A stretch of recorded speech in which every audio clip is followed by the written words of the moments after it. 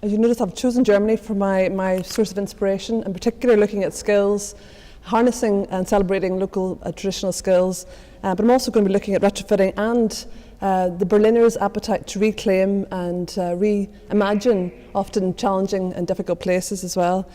So I've been lucky to spend a few weeks every year in the Bavarian Alps for my German mother-in-law's parents at a holiday, Hütte, in the middle of the mountains. And of course, it's a massive draw for people from Munich belting down in the Bob train, 45 minutes away from Munich, and spending the whole year round enjoying pristine slopes and pretty lakeside villages and all the clean environment has to offer. So environment and economic prosperity clearly go hand in hand. And what's really kind of comes to the fore in the streetscapes is the evidence of skilled craftsmen, unbroken generations of craftsmen, advertising in this case through hand-wrought ironwork. The wearers very subtly advertising but effectively bring people into their shops in this case. A tailors with the scissors you can see there. And also fantastic Luftmalerei called the air paintings through watercolours, which again have often advertising the business, but often religious connotations as well. In this case you've got shoemakers. And I think it's something we really need to look at about the celebration of crafts and skills and the roots for job creation. There are about 300 recognised crafts for skills across Germany, and still they have this medieval system of training that allows very rigorous training through the master craftsman route, 3 to 5 years as journeymen travelling around the country, picking up, exchanging skills. Another 4 to 6 years becoming a Meister, and these Meisters are heading up local businesses, and they're often then managing commercial enterprises as well, and they're highly sought after across the European Union. And then of course these skills are in place because of planning systems that protect and enhance and try and augment the character of local places. And there's a very, what we would call strict system, but they presumably call it a clear system of very defined local plans, where often architect planners devise right down to the detail of the colours, the type of tiles, the height for each site. So it's very prescriptive, but it offers that consistency and clarity to make sure these skills are kept alive as well, because they're demanded of special places in those areas. My second theme really is on the retrofit movement, and I know that Friends of the Earth have been plugging this for quite some time through the Green New Deal push, which is still, of course, highly relevant today. Marrying green technologies in Berlin in particular have been looking at with traditional skills. And of course, as we know, historic, or in fact any existing building is green by nature, because recycling and reusing prevents the carbon impact of new construction. And retrofitting is a major part of the German government's strategy to become carbon neutral by 2050, recognising that buildings have the single largest impact of any sector for reducing emissions, and that 80% of today's buildings will still be existing by 2050. So the first example was as way far back as 1996 with this energy savings partnership, looking at public buildings, and I think maybe that's what the new Green New Deal could start to really focus on, is on public buildings and the appetite there to retrofit buildings like the Berlin Town Hall here, but libraries, schools, kindergarten, swimming pools, all different kinds of buildings, with a very good model that they've now rolled out through their international know-how unit right across the world, saving 600,000 tonnes of CO2 emissions between 1996 and 2011. So it's a model worth investigating again. And again, apartment retrofit, again, the scale of the job creation, 146,000, I think it was, roughly, jobs created in a 5-year period. This is a UNESCO 1920s development in the north of Berlin, Schiller Park.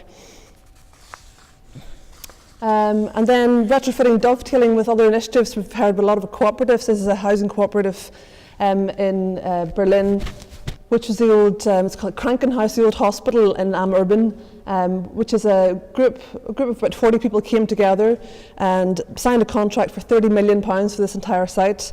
Within a year, they'd got 150 other people signed up to take part in the project. Investing, using environmental and social banks, they invested £48 million in the project, transforming this fantastic series of 19th century pavilions into housing for 400 people, with allotments alongside, and of course all the storage for bikes and the garden you can see here for children in the middle of it. Also a mixture of business and cultural activities taking part, so it's a real good mixed-use development as well. So again, cooperatives, I think there's something like 2,000 cooperatives across Germany, housing cooperatives with 3 million members.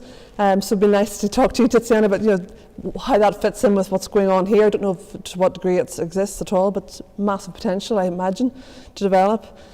And the appetite then to take on often difficult, challenging spaces. This is a gallery of images from a bunker on the left from the 1940s, built by forced labour as an air raid shelter. Then it was occupied by the Red Army, and then became a textile warehouse and a fruit warehouse. Became a techno club, exhibition space. Then a private art collector took it over in 2003, converted it into for his private art collection, available to visit by appointment with an apartment on the roof. But reimagining spaces then like the water tower alongside, which very dark history, is the first concentration camp in Germany, was on the outskirts where the engine room buildings were alongside, since demolished. But torture took place in the subterranean water chamber beneath. It's now apartments and kindergarten and playground. The gasometer is fantastic. This fantastic glass brick gasometer in Kreuzberg, with a very distinctive cupola. It was an air raid shelter, a bunker for the homeless, or bunker of the hopeless it was called. Now apartments, retrofitted with green technologies, and with the bunker still in existence for underground Berlin tours to take place, very popular tours. We've got the train station, the first terminal train station from Hamburg to Berlin, now an art gallery.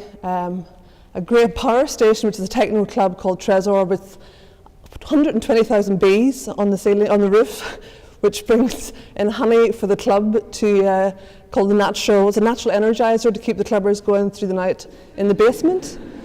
Brilliant. And then the last one is a Prinzessinnen Garten. This is an abandoned space, abandoned for half a decade. Local group took it over as an organic vegetable food production source.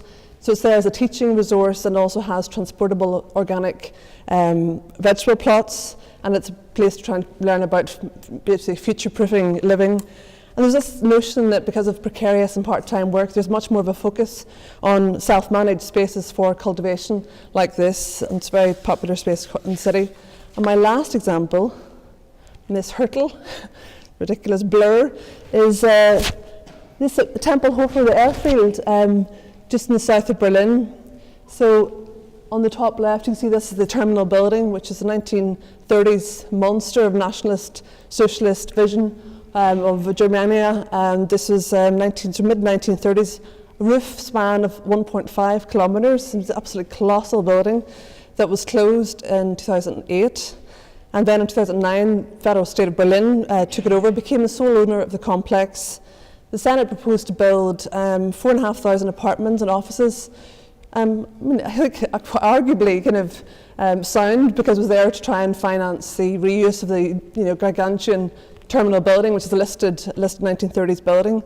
But Berliners had taken over this space by 2011. 1.6 million people had visited the airfield and started to use it for barbecues, for bringing their kites down, cycling, and so on. Became a really important space for the people.